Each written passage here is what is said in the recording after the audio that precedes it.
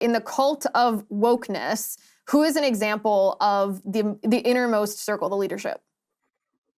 The World Economic Forum, the United Nations, the Bill and Melinda Gates Foundation, the Open Society Foundation, all immediately come to mind. If you go read the articles, these are very large organizations with often billions of dollars behind them. If you go and look at the articles they publish, it's virtually all this. It's either woke or sustainability, which are actually two sides of the same program. And so they definitely have the money, they definitely have the resources, they definitely are the ones that are the agenda setters. They have the ability to spin off, like Open Society Foundation is very famous for having possibly hundreds or maybe even more than 1,000 subsidiary nonprofits working under it. For example, the African American Policy Forum, which is run by Kimberly Crenshaw, the creator of critical race theory. These are the people who know what they're doing. These are the people who are, so the structure, let me instead of these four levels in kind of the abstract, let me be a little more concrete and go back to Mao. He says that there are people who have decided to be socialists.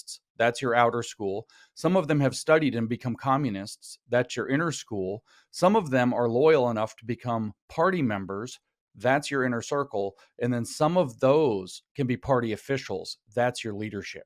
And those are the layers that we're seeing here. So what we're talking about is the leadership. And when you look at the higher level players at the World Economic Forum, probably in some of the established things like the Democratic Party or the very left party, I forgot which one it is in Canada, you're looking at the people who are probably in the know. But United Nations, unquestionably, everything they publish is about this now. Everything they publish is about this.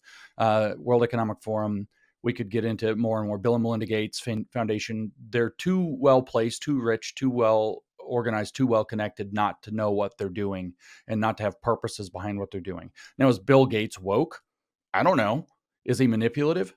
Much more likely. Does he have to be woke in order to use woke to manipulate people? No, not at all. And so you can see how the ideological commitment may not be the main driver.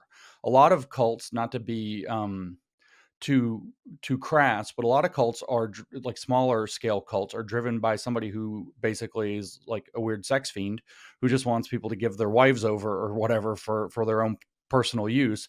And so they create this whole like religious movement, and then we know what it's really about. Does that guy care about the religious stuff? No, probably not. He has a vehicle to get something that he wants. I'm not saying that that's necessarily what some of these people at the top are doing. I don't know what they believe. I haven't spoken to them. I haven't read enough of them to know, but it's not necessary is kind of the point that I'm making with that leadership circle.